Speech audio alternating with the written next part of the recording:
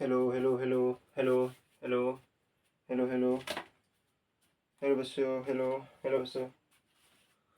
तो हेलो बच्चों, पार्टी कैसे हो आप सभी लोग। तो हमको ये नहीं, आप स्वस्थ मस्त और जबरदस्त तरीके से अपनी 11th 12th नीट की प्रिपरेशन कर रहे होंगे। तो जैसे कि चलिए आज हम करेंगे एटॉमिक स्ट्रक्चर यानी कि परमाणु संरचना का लेक्चर नंबर 13। और आज के लेक्चर में हम लोग करने वाले हैं इलेक्ट्रॉनिक विन्यास करने, इलेक्ट्रॉनिक कॉन्फ़िगरेशन यानी कि इलेक्ट्रॉनिक विन्यास आज की क्लासेस में हम लोग करने वाले हैं। तो जैसे कि सबसे इलेक्ट्रॉनिक विन्यास क्या होता है और इसके बारे में हम लोग बहुत सारी चीजें जानेंगे। और यहाँ पर एक नियम को आज लेकर आए हैं, अफवाहों का नियम। अफवाहों का नियम की थ्योरी को बहुत ही अच्छे तरीके से पढ़ेंगे। इसके बाद हम इसके क्वेश्चन भी करेंगे।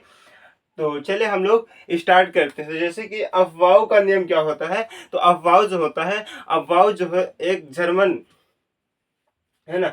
अफवाह एक जर्मन भाषा का शब्द है, तो जिसका अर्थ होता है क्या, क्रमिक रचना। क्रमिक रचना का मतलब क्या होता है, एक एक कर जोड़ना। क्रमिक रचना का मतलब क्या होता है, एक एक कर जोड़ना। क्रमिक रचना, क्रमिक रचना अर्थात एक एक कर जोड़ना होता है। यानी कि क्रमिक रचना का नियम किसी कक्षा तथा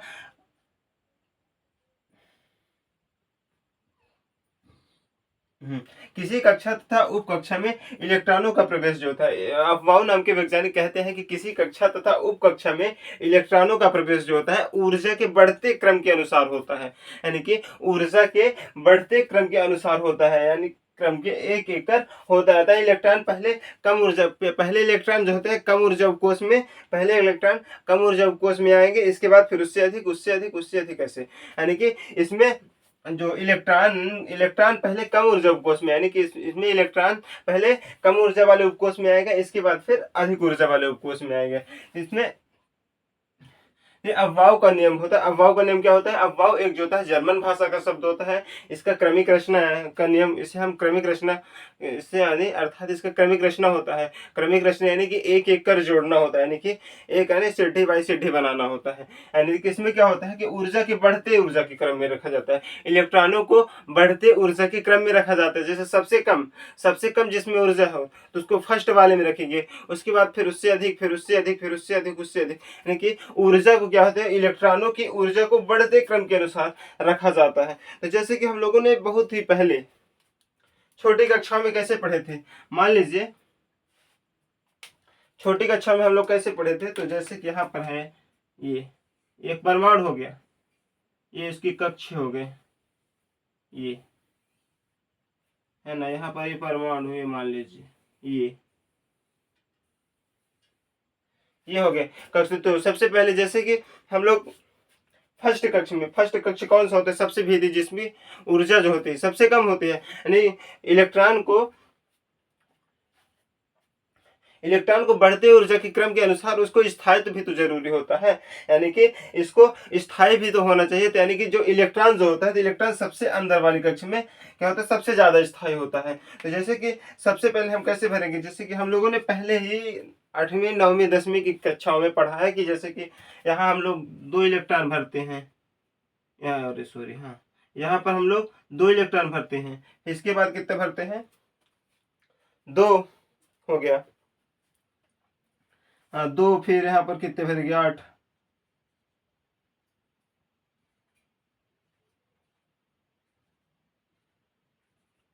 हाँ 2 8, यहाँ पर 18।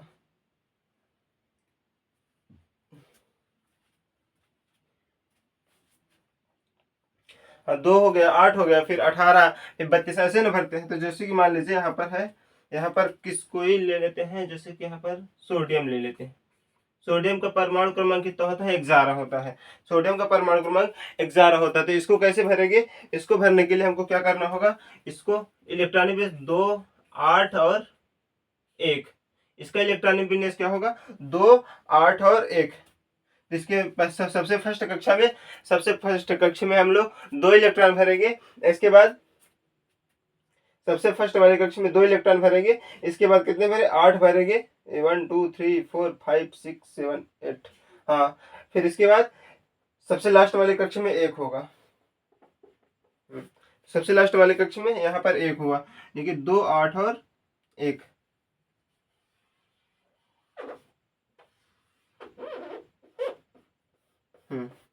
2 8 हो रहे, उसी पे सोडियम का जैसे हो गया। इसी प्रकार जैसे कि देख लीजिए क्लोरीन का, देख लें Cl, क्लोरीन का कितना होता है 17, क्लोरीन का परमाणु क्रमांक 17 होता है। तो इसका इलेक्ट्रॉनिक विन्यास कैसे होगा? तो सबसे इलेक्ट्रॉनिक 2 होगा, सबसे पहले हम 2 भरते हैं, फिर 8 भरते हैं, फिर 18 भरते हैं, 18 नहीं कितना बचा, 8 2 10 और 7 बचा, तो 7 हम भरेंगे। जैसे कि सबसे फर्स्ट कक्षा में 2 भरेंगे, फिर कितने भरेंगे 8, 1 2 3 4 5 6 7 8, फिर यहाँ पर 7, 1 2 3 4 5 6 और 7। हाँ, तो जैसे कि इस तरह हम सब छोटी कक्षा में हम लोगों ने इस तरह के इलेक्ट्रॉनिक विन्यास को पढ़ा था। लेकिन अब हम लोग कुछ नए तरीके से सीखेंगे कि आखिर इलेक्ट्रॉनिक विन्यास होता क्या है, अफवाहों के अनुसार इलेक्ट्रॉनिक विन्यास आखिर होता क्या है। तो जैसे कि हम लोगों ने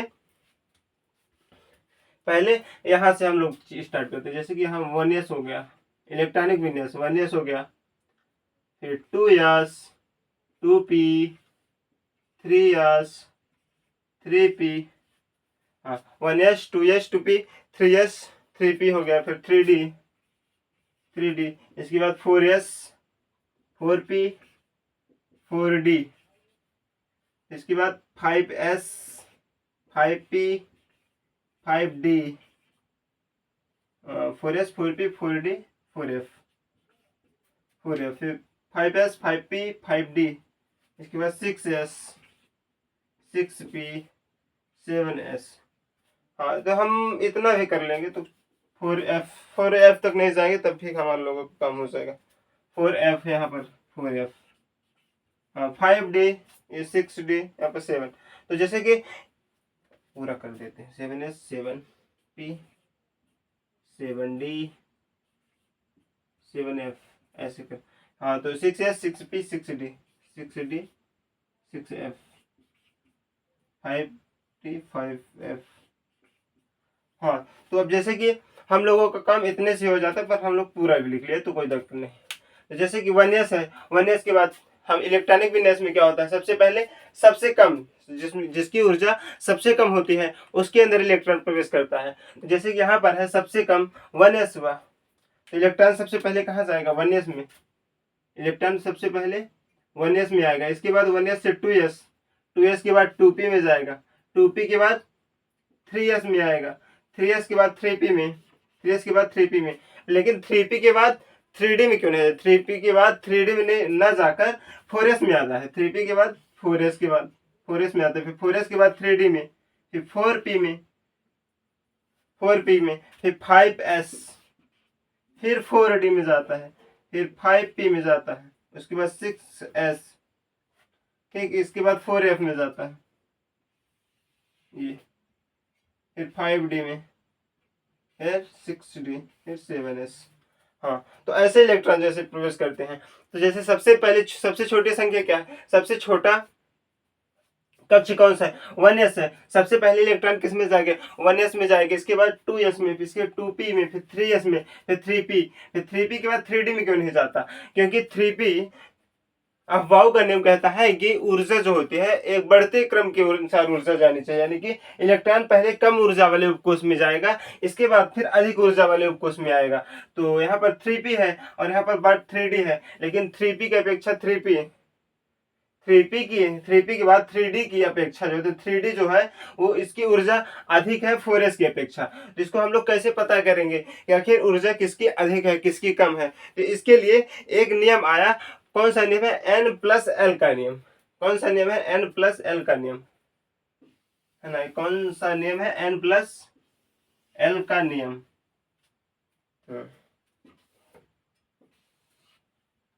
n+l का नियम, तो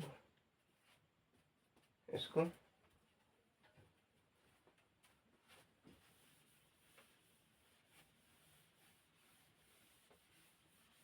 n+l का नियम,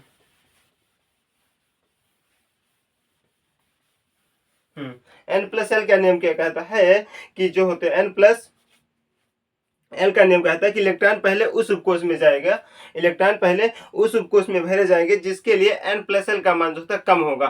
फर्स्ट यानी कि अफवाह नियम में फर्स्ट नियम क्या, n+l का नियम क्या कहता है, n+l का नियम क्या, है ना। एन प्लस एल का नियम, ऊर्जा एनर्जी को भरने के लिए, ऊर्जा को एनर्जी एनर्जी पता करने के लिए, एनर्जी पता यानी कि ऊर्जा को पता करने के लिए कि इलेक्ट्रॉन पहले 3p के बाद 3d में जाएगा या 4s में जाएगा, है ना। 3p के बाद इलेक्ट्रॉन 3d में जाएगा या फिर 4s में जाएगा, इस एनर्जी को पता करने के लिए कि कौन किसकी ऊर्जा ज्यादा है, इसको पता करने के लिए n प्लस एल का नियम आता है। और n प्लस एल का नियम कहता है कि इलेक्ट्रॉन पहले उस उपकोष में जाएगा, इलेक्ट्रॉन पहले उस कक्षा में जाएगा जिसके लिए n प्लस एल का मान कम होगा। तो जैसे कि अब हम लोग देखते हैं यहाँ n प्लस एल का मान, जैसे कि 3d है, 3d और 4s है, 3d है और 4s है, 3d और 4s ले, इसमें कौन सा, इसमें n प्लस एल का नियम लगाते हैं, इसमें n प्लस एल का नियम यूज करते हैं। यहाँ पर n प्लस एल का नियम, n प्लस एल का नियम यहाँ पर भी लगाते हैं, n प्लस एल का नियम यहाँ पर भी लगाते हैं। जैसे कि n का मान, n का मान कौन सा, हम लोगों ने प्रिंसिपल क्वांटम नंबर n में, प्रिंसिपल क्वांटम नंबर में n प्लस एल का नियम, तो n का मान क्या होता है, n, है ना। तो n और l ये हुआ,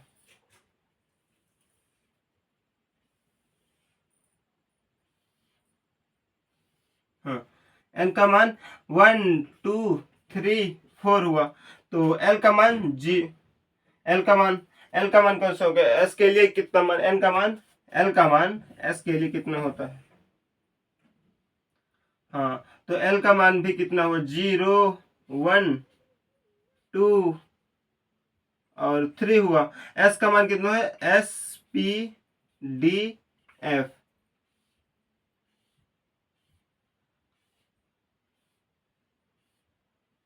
हाँ ये चीज हुआ, यानी कि n प्लस एल का, n का मतलब मान क्या हुआ, ये जो संख्या, ये संख्या जो होती है तो ये n का होती है, n बराबर 1 2 3 4 5 एक्सेट्रा होते हैं ना। और l का मान s के लिए l का मान कितना होता है, 0, p के लिए l का मान 1 होता है, d के लिए l का मान 2 होता है, f के लिए l का मान 3 होता है। तो जैसे कि यहाँ पर है 3d, d के लिए n का मान कितना है, d के लिए n का मान कितना हुआ, 3, n का मान n बराबर 3 प्लस में d का मान कितना हुआ, d के लिए l का मान कितना हुआ, d के लिए l का मान 2 हुआ, तो 2 हुआ, इसमें किसा 5 आया इसका आंसर।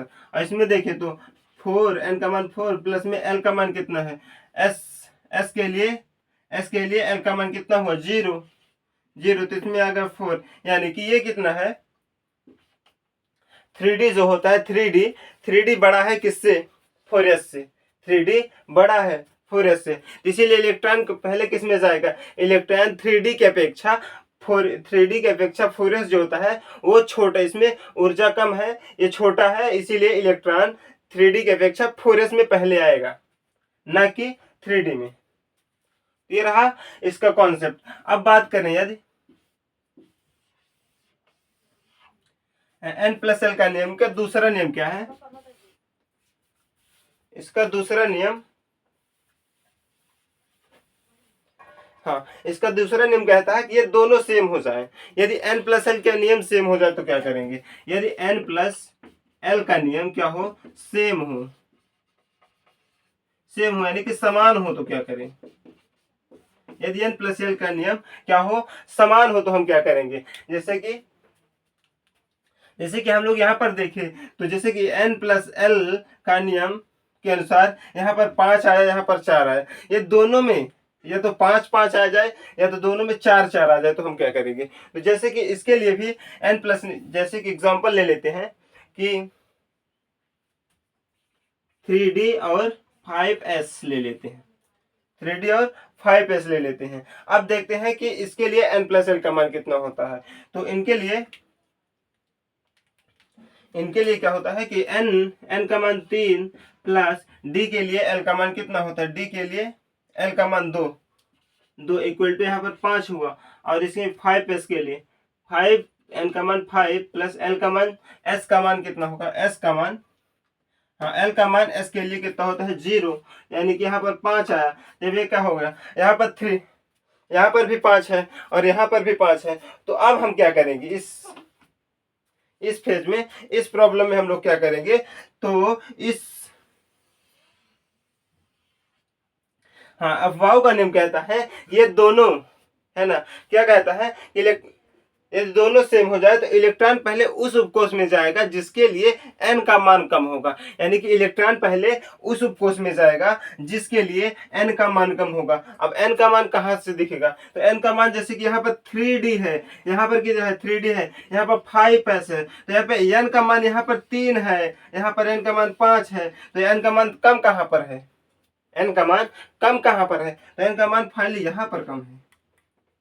हाँ, तो n का मान यहाँ पर कम है, n का मान यहाँ पर है, हाँ, n का मान यहाँ पर कम है, यहाँ पर 3 है, यहाँ पर 5 है, इसीलिए इलेक्ट्रॉन पहले इस उपकोष में, इलेक्ट्रॉन पहले 3d वाले में जाएगा, ना कि 5s वाले कक्षक में। तो ये आप लोगों को n+l का नियम समझ में आ गया होगा। तो जैसे कि एक बार फिर से रिकॉल कर लेते हैं, जैसे कि अफवाह इलेक्ट्रॉनिक विन्यास, आज के क्लासेस में हम लोग इलेक्ट्रॉनिक विन्यास कर रहे हैं। इलेक्ट्रॉनिक विन्यास में हम लोग ने पढ़ा क्या, अफवाह का नियम पढ़ा। अफवाह का नियम क्या होता है, अफवाह एक जर्मन भाषा का शब्द होता है जिसका अर्थ होता है क्रमिक रचना, अर्थात इसे क्रमिक रचना का नियम कहते हैं। क्रमिक रचना का मतलब क्या होता है कि किसी, क्या होता है, एक सीढ़ी टाइप का बनाना, यानी कि क्रमिक, यानी कि एक एक कर जोड़ना होता है, एक एक कर जोड़ना होता है। इसका इस नियम के अनुसार क्या होता है, किसी कक्षा तथा उप कक्षा में इलेक्ट्रॉनों का प्रवेश जो होता है, किसी कक्षा तथा उप कक्षा में इलेक्ट्रॉनों का प्रवेश उसकी बढ़ती हुई ऊर्जा के क्रम में होता है। यानी कि अर्थात इलेक्ट्रॉन पहले उस उपकोष में जाएगा जिसके लिए, इलेक्ट्रॉन जो होते हैं, इलेक्ट्रॉन पहले कम ऊर्जा के उपकोष में जाता है, इलेक्ट्रॉन पहले कम ऊर्जा वाले कक्षक में जाएगा, इसके बाद अधिक ऊर्जा वाले कक्ष में जाता है। तो यानी कि इलेक्ट्रॉन पहले कम ऊर्जा उपकोष में, इसके बाद फिर अधिक ऊर्जा वाले उपकोष में जाएगा। तो जैसे कि हम लोगों ने यहाँ पर देखा 1s, ये सबसे 1s क्या, सबसे कम ऊर्जा वाला उपकोष, फिर 2s है, फिर 2p है, फिर 3s है, फिर 3p है, फिर 3p के बाद इलेक्ट्रॉन 3d में क्यों नहीं गया, ये हम लोग n+l के फर्स्ट नियम के अनुसार समझा कि n+l का फर्स्ट नियम क्या कहता है कि इलेक्ट्रॉन पहले उस उपकोष में जाएगा जिसके लिए n+l का मान क्या होगा, कम होगा। तो यहाँ पर क्या है, n+l का मान यहाँ पर 5 था, यहाँ पर 4 था, है ना, यहाँ पर 5 था, यहाँ पर 4 था, तो यानी कि n+l का 3d में, तो यहाँ पर क्या है, 3d अधिक है 4s से। इलेक्ट्रॉन क्या कहता है कि इलेक्ट्रॉन पहले कम ऊर्जा वाले उपकोष में जाएगा, है ना, नियम क्या कहता है कि इलेक्ट्रॉन पहले कम ऊर्जा वाले उपकोष में जाएगा। इसीलिए यहाँ पर क्या हुआ, 3d की अपेक्षा 4s छोटा है, इसलिए पहले इलेक्ट्रॉन 4s में जाएगा, इसके बाद 3d में जाएगा। अब बात करते हैं n+l के दूसरे नियम के अनुसार, यदि दोनों सेम हो जाए, यदि n+l का मान समान हो जाए तो हम क्या करेंगे, तो समान के लिए यहाँ पर 3d है, यहाँ पर 5s है, तो यदि n+l का नियम दोनों में समान हो तो क्या करेंगे, दोनों प्लस में समान हो तो हम n के मान को देखकर चलेंगे, है ना। यानी इलेक्ट्रॉन पहले उस उपकोष में जाएगा जिसके लिए n का मान क्या होता है, कम होता है। तो जैसे कि यहाँ पर 3d है, यहाँ पर n का मान यहाँ पर 3 है, n का मान यहाँ पर 5 है, इलेक्ट्रॉन पहले 3d में जाएगा ना कि 5s में, इलेक्ट्रॉन पहले 3d में प्रवेश करेगा। अब हम लोग यहाँ पर थोड़ा सा, हाँ, तो अब हम लोग यहाँ पर थोड़ा सा क्या करते हैं, देख लेते हैं, इसके बाद क्वेश्चन करते हैं, है ना, क्वेश्चन करते हैं। तो जैसे कि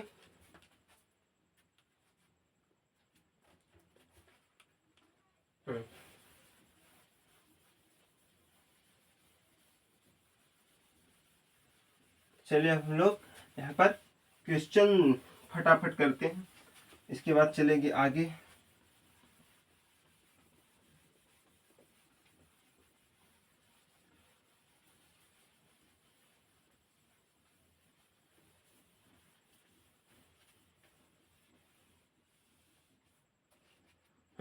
तो चलिए अब हम लोग क्वेश्चन करते हैं। तो क्वेश्चन करने से पहले हम लोग इसको एक सीक्वेंस में लिख लेते हैं, क्योंकि ये समझ में ना आ रहा होगा, 1s फिर 2s 2p 3p ऐसे तिरछी तिरछी लाइन। चलिए हम लोग यहाँ पर इसको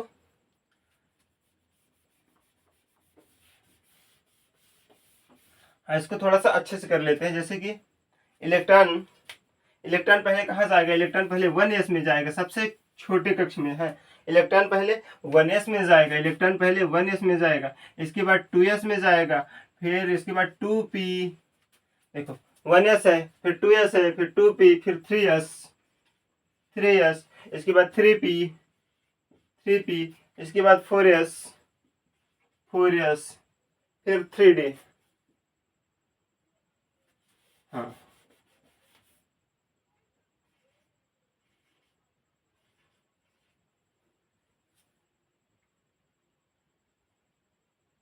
4s हो गया। तो इसके बाद 4p। हाँ, तो हम लोग यहाँ तक ही देख लेते हैं, ठीक है। तो इलेक्ट्रॉन यहाँ तक। अब देखते हैं जैसे कि इलेक्ट्रॉन पहले क्या होगा। इलेक्ट्रॉन पहले क्योंकि 1s से इलेक्ट्रॉन क्या हो जाएगा, 2s में जाएगा, 2s से फिर 2p में जाएगा, 2p से फिर 3s में जाएगा, 3s से फिर 3p में जाएगा, 3p के बाद इलेक्ट्रॉन 4s में जाएगा, इसके बाद 4s से लौट कर फिर 3d में आएगा। समझ में आया बात? यानी कि इलेक्ट्रॉन पहले क्या होता है, 1s में जाएगा, फिर 2s में, फिर 2p में, फिर 3s में, फिर 3p में, फिर 4s में जाएगा, इसके बाद फिर 3d में आएगा। तो ये रहा। तो अब चलिए हम लोग यहाँ पर एग्जाम्पल के माध्यम से, अब ऐसा बोलेंगे आप कि यहाँ पर ऐसे क्यों किए भाई। यहाँ पर तो जैसे कि हम यहाँ पर तीर का निशान बनाए थे कि यहाँ पर 3p के बाद 3p के बाद 4s है, फिर 3d है, तो हमको ऐसे भी तो लिख सकते थे ना। हाँ, लिख सकते थे, पर ऐसे इसलिए नहीं लिखे क्योंकि यहाँ पर आप लोग फिर क्या करते हैं, आप लोग यहाँ पर तो कर दिए, यहाँ पर तो सीक्वेंस बना लिए, लेकिन कुछ आगे जब पढ़ेंगे तो आपको ऐसे ही पढ़ना पड़ेगा। ये आपको ऐसे ही पढ़ना पड़ेगा ना कि यहाँ पर 4s यहाँ पर लिखा रहेगा, 3d यहाँ पर। यानी कि आपको यही सीक्वेंस चलना पड़ेगा, यही सीक्वेंस चलना। सबसे पहले इलेक्ट्रॉन क्या करेंगे, 1s में भरेंगे, फिर 2s में, फिर 2p में, फिर 3s में, फिर 3p में, फिर 4s में जाना पड़ेगा भरने, फिर 4s के बाद फिर 3d में आना पड़ेगा। तो इसके आगे आप लोग ऐसे ही पढ़ने वाले, इसीलिए आप लोगों को भ्रम न हो, इसके कारण हम लोगों ने ऐसा देखा है। तो चलिए हम लोग अब करते हैं क्वेश्चन, ठीक है। तो जैसे कि एग्जांपल ले लेते हैं, कुछ बोरान हो गया, बोरान का होता है 5, बोरान का 5 हो गया। फिर सोडियम ले लेते हैं, सोडियम का होता है 11। फिर क्लोरीन ले लेते हैं, क्लोरीन का होता है 17। सल्फर ले लेते हैं, सल्फर का कितना होता है 16। हाँ, सल्फर लेते हैं। इसके बाद स्कैंडियम ले लेते हैं, स्कैंडियम,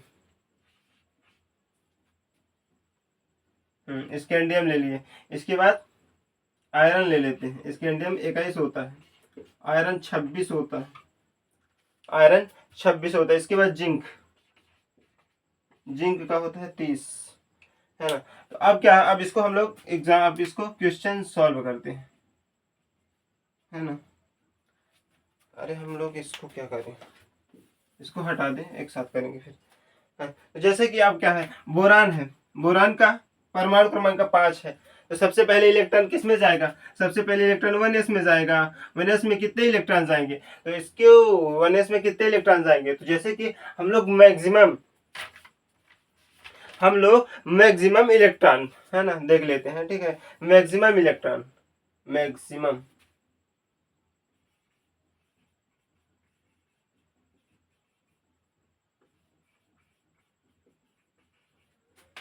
इलेक्ट्रॉन s में, s हो गया, p हो गया, d हो गया और f हो गया।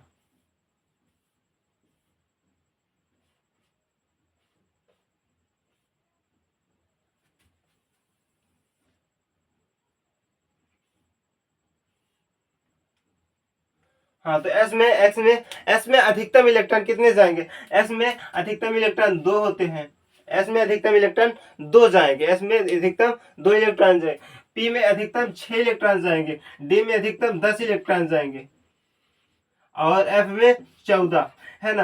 यानी कि एस में अधिकतम से अधिकतम 2 जाएंगे, उससे कम हो सकते हैं पर अधिक नहीं हो सकता। उसी प्रकार पी में अधिकतम से अधिकतम 6 जाएंगे, उससे कम हो सकता है पर अधिक नहीं। इसके बाद डी में 10 से ज्यादा नहीं हो सकता लेकिन 10 से कम हो सकता है। एफ में भी उसी प्रकार 14 से ज्यादा नहीं हो सकता लेकिन 14 से कम हो सकता है। तो हम लोगों को इतना ही में 11th में हम लोगों को इतने ही में ही काम होने वाला है। आपकी पूरी 11th इतने में ही खत्म होने वाली है। यानी कि आपको पीरियोडिक टेबल में 30 तक याद होना चाहिए, 30 के बाद फिर मायने नहीं रखता इतना, 30 तक आपको याद है तो आप कर ले जाएंगे। तो जैसे कि यहाँ पर है बोरान 5 है, ठीक है। अब क्या है, इसको इलेक्ट्रॉनिक विन्यास कैसे करेंगे, इसका इलेक्ट्रॉनिक विन्यास जैसे कि 1s, एस है, एस में कितने इलेक्ट्रॉन जाएंगे, 2 इलेक्ट्रॉन, एस में कितने जाएंगे यहाँ पर लिख लेते हैं। एस में कितने इलेक्ट्रॉन, 2 जाएंगे। एस में यहाँ पर है तो 2 इलेक्ट्रॉन जाएंगे। पी है तो यहाँ पर 6 इलेक्ट्रॉन जाएंगे। एस है तो यहाँ पर 2, पी है तो यहाँ पर 6, डी है तो यहाँ पर 10 और फिर एस है तो यहाँ पर 2। ठीक है, तो जैसे कि बोरान 5 है तो 1s में कितने इलेक्ट्रॉन जाएंगे, 2 इलेक्ट्रॉन जाएंगे। 1s में 2 इलेक्ट्रॉन। इसके बाद फिर 2s में कितने हैं, 2s में 2 इलेक्ट्रॉन जाएंगे। फिर 2p, अब भी क्या कहते हैं, 2 और 2 4 हो गए। अब कितना बचा, 1 बचा। भैया बोरान के इलेक्ट्रॉन परमाणु क्रमांक 5 होता है ना, तो यहाँ पर 1s में 2 हो गए, 2s 2 में 2 हो गए। अब कितना बचा, 2p है ना, 2p बचा। यहाँ पर 1 इलेक्ट्रॉन, 4 हो गए इलेक्ट्रॉन, 2 और 2 4 हो गए, 1 बचा था, हम 2p1 कर देंगे, है ना। ये रहा आपका बोरान का इलेक्ट्रॉनिक विन्यास। इसके बाद फिर जैसे सोडियम का देखें, सोडियम का परमाणु क्रमांक 1 जा रहा है, तो अब कैसे इसका इलेक्ट्रॉनिक, पहले 1s भरेंगे। 1s में कितने इलेक्ट्रॉन, 2 इलेक्ट्रॉन भरेंगे। इसके बाद 2s करेंगे, 2s में कितने इलेक्ट्रॉन, 2 इलेक्ट्रॉन। फिर 2p लेंगे, 2p में 6 इलेक्ट्रॉन हो गए, तो कितने हो गए, 2 2 4 6 10 हो गए। अब बचा 1, तो इसके बाद क्या करेंगे, 2p के बाद 3s में भर देंगे। 3s 1 इलेक्ट्रॉन, 3s में 1 इलेक्ट्रॉन। तो इस तरह का हो गया। इसके बाद क्लोरीन का देखते हैं। जैसे क्लोरीन में 1s में कितने इलेक्ट्रॉन भरेंगे, एस कक्षक में कितने इलेक्ट्रॉन भराते हैं, 2 इलेक्ट्रॉन भैया। एस कक्षक में 2 इलेक्ट्रॉन हो गया। फिर 2s में कितने, एस इलेक्ट्रॉन, एस कक्षक है, यहाँ पर भी 2 हो गया। हाँ, 1s में 2 हो गया, 2s में 2 यानी 4 हो गए। अब इसके बाद 2p में कितने इलेक्ट्रॉन, 6 इलेक्ट्रॉन हो गए। 2p में 6 इलेक्ट्रॉन। इसके बाद तो कितने, 2 2 4 6 10 इलेक्ट्रॉन हो गए। अब कितने बचे, 7 इलेक्ट्रॉन। फिर इसके बाद 3s करेंगे, 3s में कितने इलेक्ट्रॉन, 2 इलेक्ट्रॉन जाते हैं, तो कितने हो गए, 10 और 2 12 हो गए। अब कितने बचा, 5 बचा, है ना, 5 बचा। तो अब हम 3p में भरेंगे। 3p में कितने इलेक्ट्रॉन आ सकते हैं, तो 3p में मैक्सिमम इलेक्ट्रॉन 6 आ सकते हैं, उससे कम चाहे जितने भी हो चलेगा, लेकिन उससे ज्यादा नहीं होगा। तो कितने, 2 2 4 6 10 2 12 और यहाँ पर 5 हो गए, यहाँ पर 5 हो गए। तो यहाँ पर ये इलेक्ट्रॉनिक विन्यास, क्लोरीन का इलेक्ट्रॉनिक विन्यास हो गया। इसके बाद अब सल्फर देखें, तो सल्फर का कितना होता है, 16। तो इसमें क्या है, 1s में कितने इलेक्ट्रॉन भराएंगे, 2 इलेक्ट्रॉन। इसके बाद 2s में कितने इलेक्ट्रॉन भराएंगे, 2 इलेक्ट्रॉन। फिर इसके बाद 2p में कितने इलेक्ट्रॉन भराएंगे, तो 6 हो गया। तो कितने, 2 2 4 और 6 10 हो गया। इसके बाद क्या होगा, इसके बाद 3s में कितने इलेक्ट्रॉन हो गए, 2, यानी कि 2 2 4 6 10 2 12 हो गया। अब कितने बचा, 12 4 16, 4 बचा। तो इसके बाद 3s के बाद 3p में करें, 3p में कितने इलेक्ट्रॉन, तो 4 इलेक्ट्रॉन बनाएंगे। 3p में 4 इलेक्ट्रॉन। तो ये हो गया सल्फर का इलेक्ट्रॉनिक विन्यास। अब देखते हैं, जैसे कि अब हम लोग यहाँ पर अब हम लोग इसके आगे देखते हैं, जैसे कि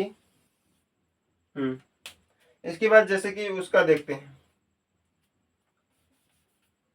है ना। इसके बाद स्कैंडियम का परमाणु क्रमांक कितना होता है, 21। तो इसमें कैसे करेंगे, जैसे कि 1s में 1s है, इसको लिख लो 1s।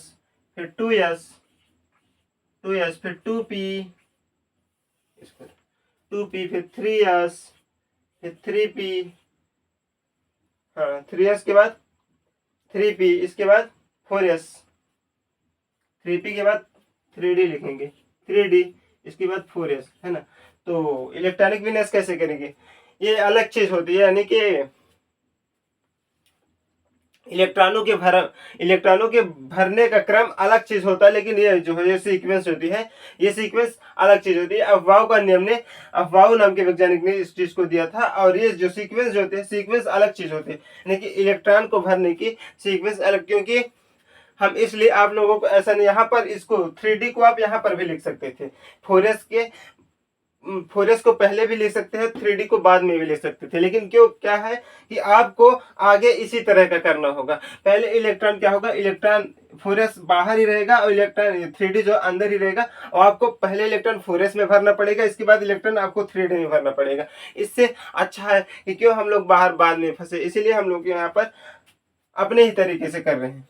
तो जैसे कि यहाँ पर है 1s में कितने इलेक्ट्रॉन जाएंगे, 2 इलेक्ट्रॉन। 2s में कितने इलेक्ट्रॉन जाएंगे, 2 इलेक्ट्रॉन। इसके 2p में 6 हो गए, तो कितने 2 2 4 6 10 हो गए। 10 यहाँ पर 2 भरेंगे, s है तो 2, 12 हो गए। यहाँ पर 6 इलेक्ट्रॉन भरेंगे तो 18 हो गए। 18 इसके बाद